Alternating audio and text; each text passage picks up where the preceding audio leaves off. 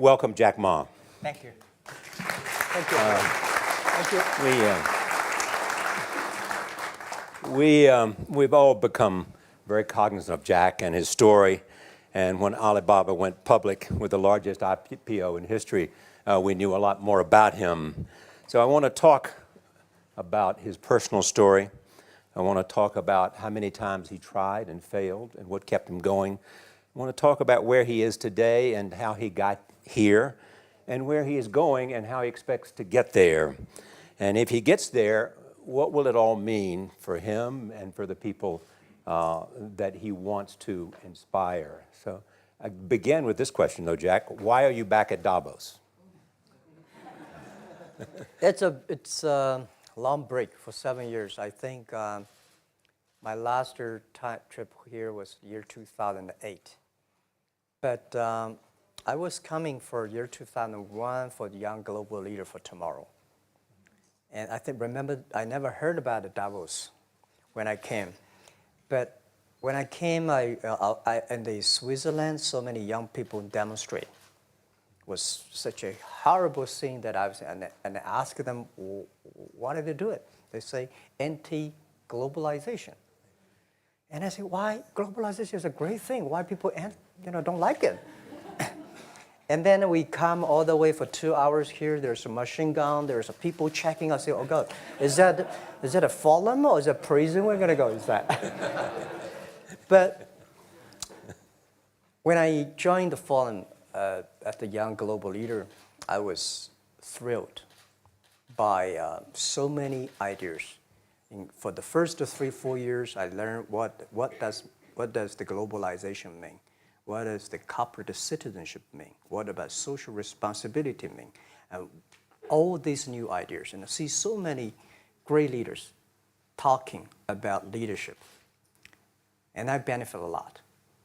And the year 2008 and 2009, when the financial crisis came, I think it's better go back to work, because we can never win the world by talking. So we go back, spend 7 years. Now I come back, I think it's time to do something return, because I learned so much. Let's talk 12 years ago. So why I should not talking to the young global leader of today, sharing with them how we've gone through. Okay. So that was the thing. Let's start with where you are today. Just how big is Alibaba? How many people come every day? How many people come in a week? How fast is it growing? Yeah, we have over 100 million buyers visiting our site, shopping our site every day. And we created 100 million every day. We created 14 million jobs for China, directly and indirectly. And we grow from 18 people to 30,000 people, 18 people in my apartment, to now we have a 4 big campus. Compared to 15 years ago, we were big, but compared to 15 years later, we're still a baby. How big will you be 15 years from now? I think 15 years ago, I told my team that in the past 15 years, we grow from nothing to this size. And 15 years later, I want people to know about Alibaba, know Taobao, because it's already everywhere. I want 15 years ago when we talk about what is e-commerce, why small business can using this e-commerce, this internet, can do business across the nation. And I hope 15 years later, people forget about e-commerce because they think it's like electricity. Nobody thinks it's a high tech today. Now, this is something that I don't want 15 years later, we still walk on the street talking about why and how e-commerce can help people. Talk about the IPO. Did it exceed your expectations? Well, it's a pretty small IPO, 250. Yes. Yeah. The largest IPO in the history of Wall Street. We raised. And number 2 was a Chinese bank. Thank you. I remember year 2001. We went to raise some 5 million, 3 million venture capitalist dollars in the USA, and got rejected. And I say we come back raising a little bit more.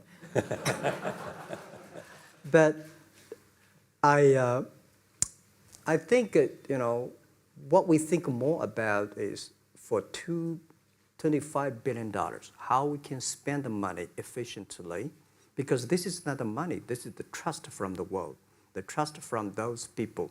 They want you to do better jobs to help more people. They want to have a good return. So I think gives me more pressure because when our market cap is bigger than IBM, for a certain day we're bigger than Walmart. We're one of the top 10, 15 largest market cap company in the world. I told my team and myself, is that true? We're not that good. Because years ago, people say, Alibaba model is terrible. Does not make money, have this and that, all the big bad things, because Amazon is better, eBay is better, Google is better, and there's no such model like Alibaba in the USA. So I told myself and people, we were better than people thought. But today, when we are that big size, I said, no, we are not that good as people thought. We're just a company 15 years old. Average age is 27, 28 years old, young people. We're doing something that human beings have never tried. So I want to talk about the future. Let me take you back to when you were born in Hangzhou, where the headquarters still are. Yep. And your campus is there. You don't have a loot, don't move your loot. Your headquarters Your roots are there. Yeah, you found it there, loot there. You grew up in the 60s. 64. Born in 64. That was the time of the Cultural Revolution. Yeah, it was the end of the Cultural Revolution. It was, well, my grandfather was a tiny landlord, was considered, after liberation, was considered to be a bad guy. So I was, I know how tough it was when I was a kid. You tried to get into 3 colleges. Each time they rejected you. No, I tried. There is an examination that young people, if you want to go university, you have to take the examinations. So I failed 3 times. Right. But a lot of fail. I failed for funny things that I failed a key primary school test for 2 times. And I failed 3 times for the middle schools. And you will never believe in Hangzhou, my city, there's only 1 middle school that lasts only 1 year. It was changed from primary school to middle school because our graduates of our school, no middle school accept us because we were too bad. Yeah. They would become a middle school. What effect did it have, though, being rejected? Well, I think we have to get used to it. We're not that good. Even today, we still have a lot of people reject us. I think when I graduated from universities, and before I, for 3 years, I tried to fill in the universities. So I applied jobs for 30 times, got rejected. I went for a police, they said, no, you're not good. I went to even the KFC. When KFC came to China, come to my city, 24 people went for the job. 23 people were accepted. I was the only one guy. And we went for police. 5 people, 4 of them accepted. I was the only guy that I received it. So to me, being turned down, rejected. Oh, by the way, I told you that I applied for Harvard for 10 times, rejected. I know I'll be rejected. I just don't want to say that. They're sorry now. 10 times you wrote them and said, I'd like to come to Harvard. Yeah. And then I told myself, someday I should go teach there, baby. I think that can be arranged. Richard Nixon came to Hangzhou. Yeah. And after that, tourists flooded the place. Yeah. And that's how you learned English. Yeah. I really like I don't know why, at 12, 13 years old, that time I suddenly fell in love into the language, the English. And there's no place you can learn English at that time. There's no books, English books. So I went to the Hangzhou Hotel, now called Hangzhou Shangri-La Hotel, because that was the hotel can receive the foreign visitors. So every morning for 9 years, I showed them around as a free guide, and they taught me English. And I think that changed me. Today, I'm 100% made in China. I've never got a one-day train outside China. Yeah. And when people talk to me, say, Jack, how can you speak English like that? Why sometimes you talk like an Western guys? I think that was the 9 years. These Western tourists opened my mind because everything they told me are so different from the things I learned from the schools and from my parents. So now I have a habit.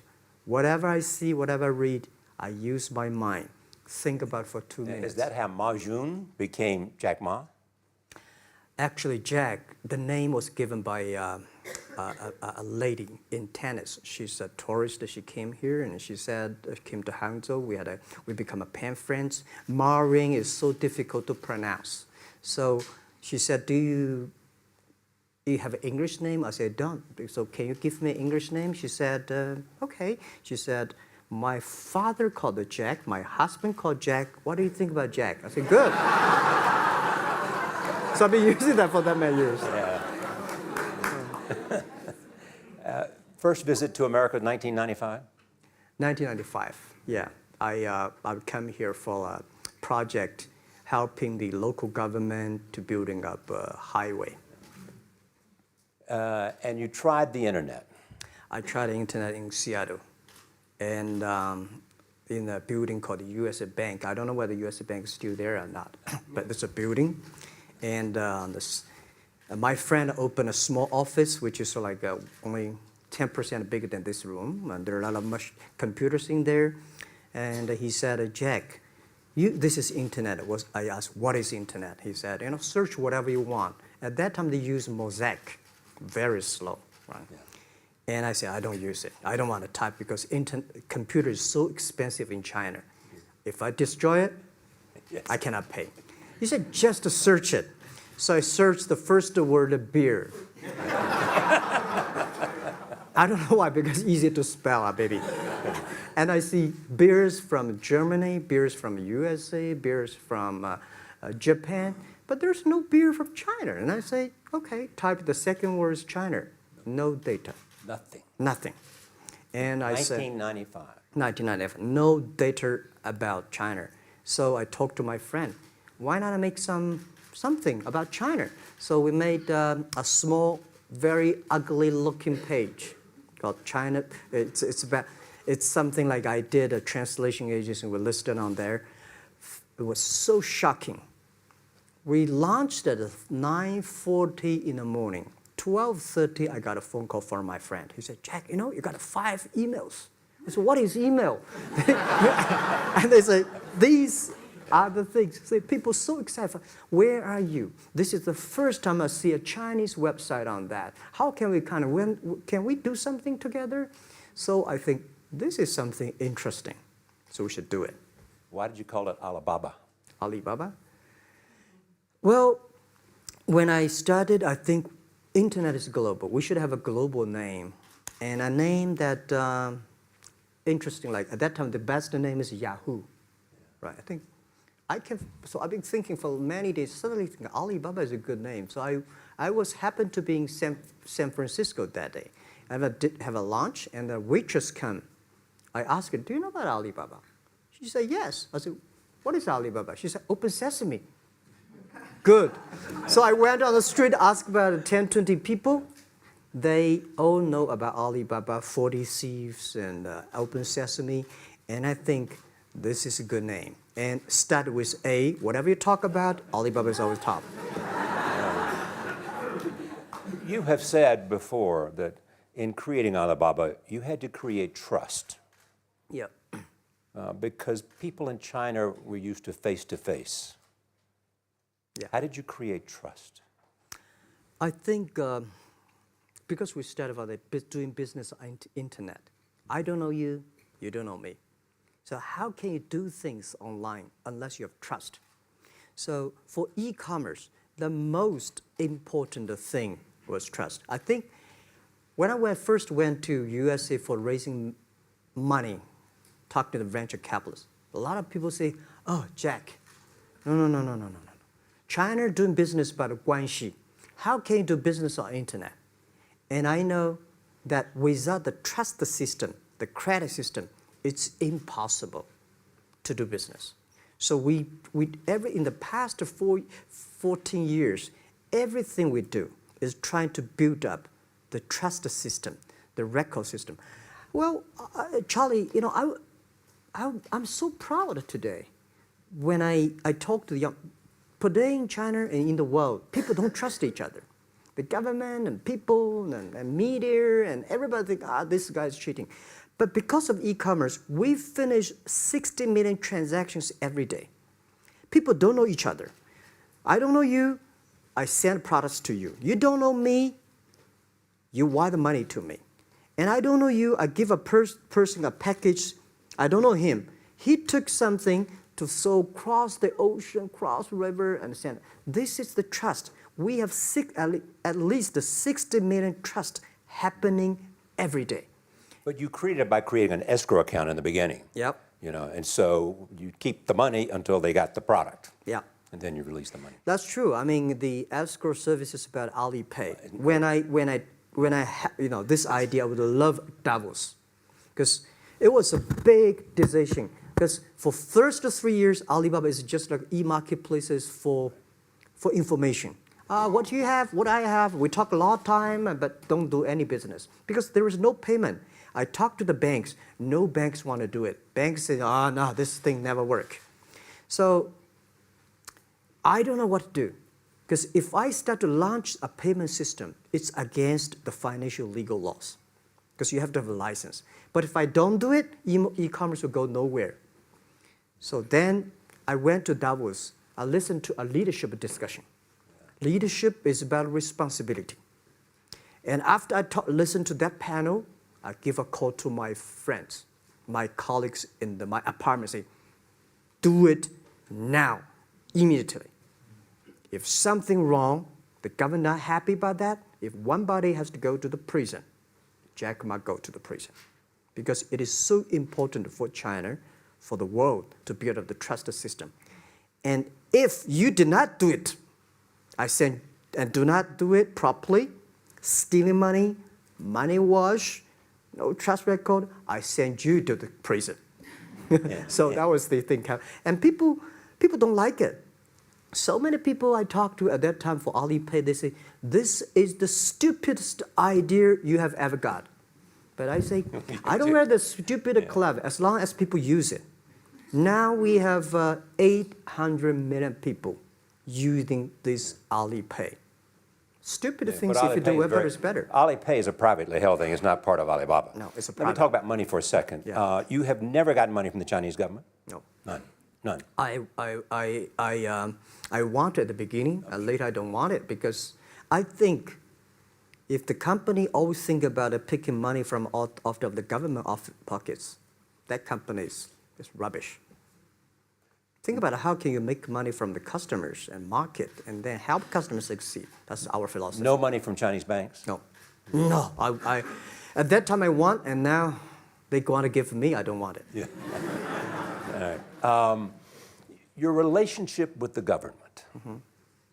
Yeah. What's your relationship? I mean, if they didn't, here's what some say, that you have existed in an environment that's not, they have restricted competition for you. And that's a pretty good thing to do for a private company. Yeah. I think the relationship with the government for us is very interesting. For the first 5 years, because I've been working as a part-time jobber for a government organization called Ministry of Foreign Trade, 1997, for 14 months. And I learned that you should never rely on government organization to do e-commerce. And I started a business. I told my people and team, in love with the government, but don't marry them. Yes. Respect them. And a lot of people say, well, government officers talking about internet, the censorship and this, that, and they worry about. I think it's the opportunity, it's a responsibility talking to them, tell them how internet can help. So you tell them we create jobs. Oh yeah, I think a lot of people debate and fight against them. And in the first 12 years, anybody come to my office, I sit down talking to them, how we can help economy, how we can create jobs, why China will improve by the internet. I think because internet that time is new to any government. And if you convince somebody, and you have the chance. So today I'm very talkative. That probably this is why I talk to so many people. So, I mean, if the government comes to you and asks you to do something for them.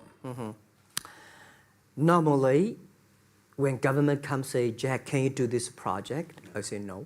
I say no. I can introduce some friends who are interested in doing that for you.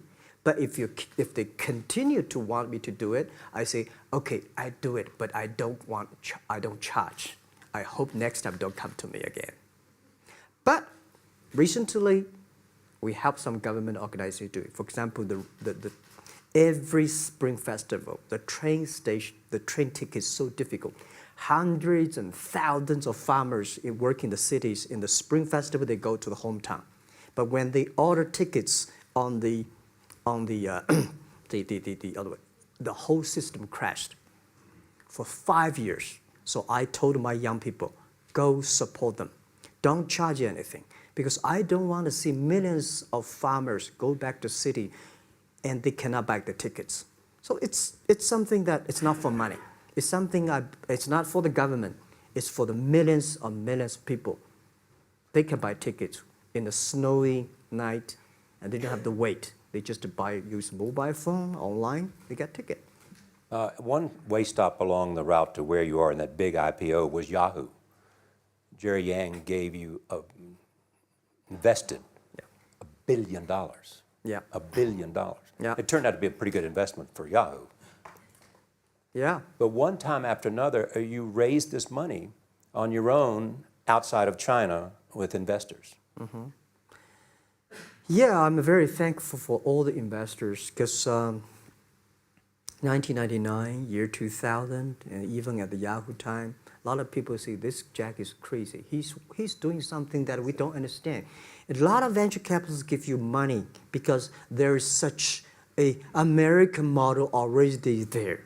But they say, Alibaba, we don't see this kind of model, right? They say Jack's crazy. Yeah, this is crazy guy. I mean, I remember my first time in Time magazine, they call me Crazy Jack. And I think crazy is good. We are crazy, but we're not stupid.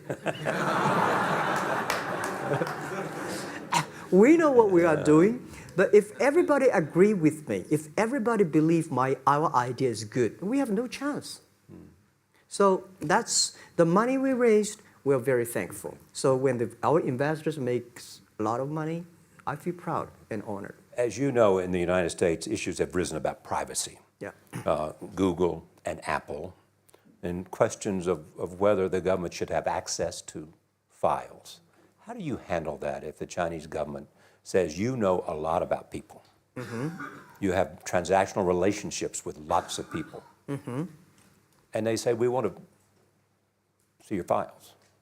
Well, so far I don't have this kind of problems from Chinese government. And I told them, any government, if you come here for the national security, anti-terrorist, well, anywhere, anti-terrorist, we work together. It's a criminal, we work. But rest of that, no. I said, we are a business. The data is so precious because we don't know how. Because if we give to anybody, it's going to be a disaster. And also about privacy issues. I think, just like hundreds of years ago, people say, I would rather put money under my pillow rather than put in the banks. But today, banks, they're special. They know how to protect money much better than you do. Privacy issues, all these kind of securities, today, we may not have the solutions. We don't have the answer. But I believe our young people have the solutions.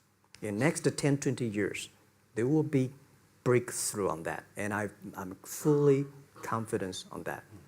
Your life is a testament to the idea that nothing is impossible. That if somebody says no, you say it's just the beginning. Where does that come from? Well, at the beginning, I never thought, I thought when I was young, I said, everything's possible. Now I know not everything's possible. When you have something, you have to think about, you have to consider about the others. You have to consider about the customer, society, your employees, your shareholders, society. There are so many things that I think if you continue to work hard, there's possibility. And I just feel that I'm enthusiastic about what we are doing. At the beginning, for the first 5 years, I just want to survive. And 5 years later, I think... That's 2000, from 90... Yeah. But later, I think, wow, so many people's life changed. I was so excited, you know, for the first 3 years, we made zero revenue. Zero revenue. But we are so excited to continue to work. You know what happened?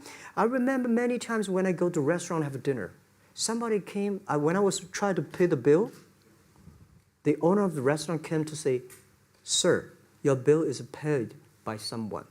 And the small note say, "Hey, Mr. Ma, I'm your customer of Alibaba Group, Alibaba platform. I made a lot of money, and I know you don't make any money. I pay the bill for you." Yeah. And I remember one day that I was sitting somewhere in the coffee, somebody sending me a cigar. I don't smoke cigar, but there's a note, "Thank you very much, I'm your customer." And I remember in the Taobao days, I was at the Shangri-La Hotel in Beijing. When I get on the taxi, the man who opened the door for me, the boy at the gate, he said, "Jack, thank you very much. I'm service here. My girlfriend makes more money than I do on your site." And this is something that you know, that it's not amazing. If you don't do it, nothing's possible. If you try to do it, at least you have the hope. The revenue comes from advertising and a smaller amount from transactional fees. Yeah. Most of it from advertising. Tiny.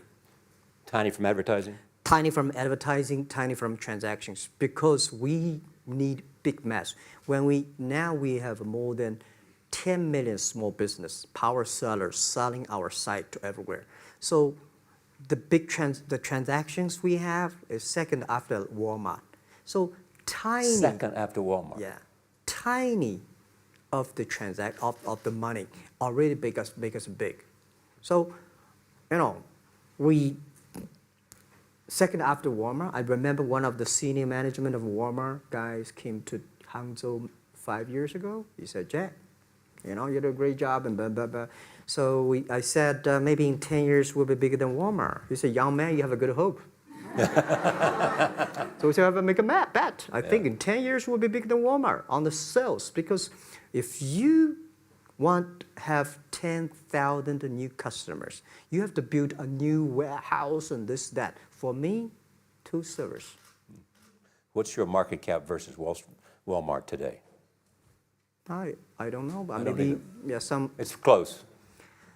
I think so. Maybe we should check later. All right. Yeah. So where are you going? What does Jack want? I think because of the name for Alibaba, we are internet company, happen to be in China. We have the same spirit and entrepreneur spirit like every great entrepreneurs in the world. And I remember the day when I started Alibaba, we want to have a mission helping small business doing easier. So next step is today, so many millions of small business using our platform to sell things, and over 300 million consumers buy things from our site. Cheapest, efficient. So what I'm thinking about, how we can make Alibaba a platform for global small business. My vision is that if we can help a Norway small business can sell things to Argentina, and Argentina consumers can buy things online from Switzerland. And we can build up, which I called, I don't know, maybe not right word, called EWTO. The WTO is great, past century. But WTO helps so many big companies to sell things across the nation. Today, internet can help small business sell things across the oceans, across the nations. And I hope that we can serve 2 billion consumers. 2 billion consumers. 2 billion consumers. We can help 10 million small business outside China. Help them. Outside China. Outside China. Because we help the American farmers in Washington State almost 300 tons of cherries to China last year. Cherries. Before we sell, the ambassador of USA came to me and said, Jack, can you help us selling cherries? In China. I said, what cherries and the fruits? He said, why not? I said, why not? Let's try. So that when we start to sell cherries, the cherries still on the trees. So we start a pre-order, 80,000 families order cherries online. So we pick up the cherries and ship into China. Within 48 hours, we sell the cherries. The consumers are so happy. But we got a lot of letters complaint after 3 days. They say, why only 100 tons? Why we should not get more? So we sell, 2 months ago, we helped the Costco. We sold 300 tons of nuts to China. So I'm thinking about if we can sell, we're also selling Alaska seafood to China. So if we can sell seafood, if we can sell the cherries, why we cannot help American and European small business selling things to China consumers? China needs that. So this is what I want to do is that 2 billion consumers, China, Asia, developing nations, how we can let them buy things globally. Alibaba rode with the millions of people that went from poverty to the middle class in China. I mean, you were right there growing as they grew and increased. When you look at the international markets, you're doing well in Russia? Yeah. How well? We do pretty good in Russia, and we do also pretty good in Brazil. In Brazil? Russia, I think now I don't know, we are if not the number 1, we're the number 2 or number 3 largest. E-commerce. E-commerce. I remember last year we had a campaign. The campaign is that a lot of Russian girls and boys want to buy things from China. You know how many days a Russian girl placed an order and received the products from China? 2 years ago, 4 months. Even that, people are so happy about all the thing. And last year, the campaign, within 1 week, we crashed the whole logistics system of Russia. All right. You were also seen in Hollywood. Yeah. What are you doing in Hollywood? Well, I like the Hollywood innovation and the digital background. I learned so much about the Hollywood movies, especially the Forrest Gump. You love Forrest Gump. I love Forrest Gump. Well, why do you like him? Simple. Never give up. Never give up. People thinking he's dumb, but he knows what he's doing. And I was very depressed the day, year 2002 or 3 in the States, when a bit earlier than that. I was very depressed when I could not find out a way for the internet. And then I watched the movie in my friend's home, Forrest Gump. When I see him, I think, this is the guy we should learn from. Believe what you're doing, love it, whether people like it, don't like it, be simple. And like the word, life is like a box of chocolate. You never know what you can get, right? I never know I would be here talking to you and talking to Charlie Rose. I never know. But today I made it. I told my people in my apartment 15 years ago, guys, we have to work hard, not for ourselves. If we can be successful, 80% of the young people in China can be successful. We don't have a rich father, powerful uncle. We don't have $1 from bank, 1 cent from government. Just work as a team. So what do you worry about? I worry about it today. Young people, a lot of young people lose hope, lose vision, and start to complain. Because we also have the same period. Because when it's not a good feeling being rejected by so many people. We also depressed, but at least later we find that the world has a lot of opportunity. How you see the world, how you catch the opportunity. So, in the Hollywood gives me a lot of inspiration. You know? But you were out there for business. You were out there because you want to make movies and sell them.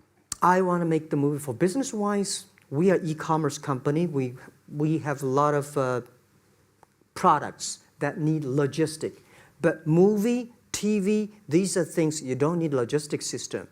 And movie probably is the best product that can help Chinese young people to understand. Because one thing I told the Chinese people, my friends, in American movie, all the heroes at the beginning, they look like a bad guy. Terrible things coming, they become a hero. And finally, they all survived. China, if you're a hero, all the hero died. So, because only dead people become the hero. So nobody want to be the hero. So you want to change the Chinese definition of hero? Yeah, I want to say hero. Today we have so many heroes live in this world. Are you still writing these kung fu novels, or are you just reading them? I read them, and I start to write something. I think it's fun. The kung fu is something you start to think about something that you cannot do. But if you have some luck, if you continue to practice, if you got a good master, if you're a good team, you get expert. So at least to make me, when I'm busy, when I'm tired or frustrated, I read kung fu books. And You also travel with a Tai Chi. Am I saying that right? A trainer. Tai Chi? Tai Chi. Tai Chi. Tai Chi, yeah. What does that do for you, other than keep you in good health? I love Tai Chi. Tai Chi is a philosophy about yin and yang. Yeah. Tai Chi is about how you balance, how you work, like a competition. People say when I compete with eBay, say, you hate eBay. No, I don't hate eBay. It's a great company. You know, they come, I go. You know, Tai Chi is like, you fight here, I go over there. You put it on the top, I go to down, right? So it's a balance, right? You are heavy, I'm small, you know. When I'm small, I can jump. You're heavy, you cannot jump. So the Tai Chi is better philosophy. I use in Tai Chi philosophy in the business. Calm down. There's always way out. And keep yourself balanced. And meanwhile, don't try to, because business is a competition is a fun. Business is not like a battlefield. You die or I win. Business, even if you die, I may not win. Right? So it's better fun. So Tai Chi gives me a lot of inspirations. But you want your life and you want this company, Alibaba, to change the world. And you're changing the world if, in fact, you provide a forum for buying and you enable people to earn a living. Yeah. But also, you believe that Alibaba ought to change the lives of women. So what are you doing? At first, I think many years ago, I want to change the world. Now, I think if we want to change the world, we change ourselves. Change ourselves is more important and easier than change the world. And second is that I want to improve the world. Because it changed the world may be Obama's job. Because my job is to making sure that my team are happy. Because my team are happy, they can make my customer happy. If my customer, they are all small business. When they're happy, we are happy. About women, one of the secret source for Alibaba's success is that we have a lot of women. What percentage of women one among Alibaba day employees? before, I think 2 or 3 months before we IPO, there's American journalist come to our company. She asked me a question. Jack, I've seen so many women in your company. I say, what's wrong? We have later we find that we have 47% of the employees of our company are women. How many? 40? 47% of our company are women. And we actually had a 51 because we acquired some company these days. They have more men, so balance that. But these are women in top-level positions? 33% of the of the management are women. And 24% of the senior management, very top level, are women. We have a women CEO, CFO, CPO, Chief People Officer, and we have everywhere. And I think so comfortable to working with them because women, in this world, if you want to win in 21st century, you have to making sure that making other people powerful, empower others, making sure the other people better than you are, then you will be successful. So I find the women, they think about the others more than they think about themselves. Right. Women think about the kids, husband, parents, much more than the man. And the user-friendliness. A couple of things I want to talk about before we go, because we have less than a couple of minutes. China today, are you worried the economy slowed down? No, I don't worry about it. I think China is doing, it's slowing down is much better than keep on 9%. China today is the second largest economy in the world. It's impossible to keep 9% of the growth. If China still keeps the 9% of the growth of the economy, there must be something wrong. You will never see the blue sky. And you will never see the quality. China should pay attention to the quality of the economy. China should not. So if we have a lot of influence, like the Hollywood movies, things, and we have sports and these things in the GDP, will be much better. So I think, just like a human growth, this body can never grow. Certain time, the slow of growth of a body is slow, but you should grow your mind, grow your culture, grow your value, grow your wisdom. I think China is moving to that direction. And you saw Modi in India? Pardon? Did you see Modi in India? Not yet. I'm looking forward to that. So you'll go to India. Yeah. Finally, there's this. You're one of the world's richest people. Your company is one of the world's richest companies. What do you want beyond Alibaba? Well, about richest people, I was really not happy in the past 3 months when people say Jack Ma is the richest people of China. Global celebrity, they said. No, I'm not. When I started the business, you are. I never thought, because how many? Yeah, maybe I am. Not, but I think 15 years ago, in my apartment, my wife was at that time one of the 18 founders. I asked her, "Do you want your husband to be a rich person?" I never said rich person in China, rich person in Hangzhou, or you want your husband to be a respected person. She said, "Of course, respected." Because she never believed, and I don't believe we'll be rich people.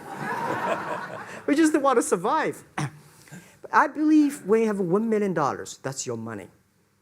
When you have $20 million, you start to have a problem. You worry about inflation, which stock to buy and this, that, had to come. When you have $1 billion, that's not your money. That's the trust society gives on you. They believe you can manage the money, use the money better than the government and the others. So I think today, I have the resources, do more things. With the money we have, with the influence we have, we should spend more time on the young people. And I would say, someday I'll go back to teach. Go back to school, spend time with the young people, and sharing with them what I've done. So the money is not mine. I just happily and having these resources, then I want to do a better job. Just tell them your story. Yeah, tell them the story and tell them that if I don't think in this world there are a lot of people be rejected more than 30 times. If we, the only thing we never give up, the only thing we're like a Forrest Gump, we keep on fight. We keep on changing ourselves. We don't complain. Whether you were successful or not successful, I find that people, when they finish the job, if they make the mistake, if they fail, if they always complain the others, this guy will never come back. If the guy only check himself, yeah, something wrong with me here, something wrong with me there, this guy has a hope. Jack, on behalf of everybody in this audience and a television audience around the world, thank you for taking your time to be with us. Thank you. Thank you. Thank you. Thank you so much.